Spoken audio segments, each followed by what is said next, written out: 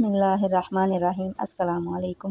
12 ربیع الاول کا خاص وظیفہ ہے۔ 12 ربیع الاول کے دن 12 دانے بادام کے لے کر اس کے اوپر ہر دانے کے اوپر 300 دفعہ یا واسع یا رزاق پڑھ کر وہ 12 دانے پانی میں بہا دیں۔ انشاءاللہ رزق وسیع ہوگا، ہر رکی ہوئی دعا قبول ہوگی، ہر دعا جو ادھوری رہ گئی ہے، جو بہت دیر سے آپ مانگ رہے ہیں، وہ دعا انشاءاللہ تعالیٰ آپ کی قبول ہوگی اور رزق وسیع ہو جائے گا اور آپ کی ہر حاجت، ہر دل کی دعا قبول ہوگی، ہر حاجت پوری ہوگی۔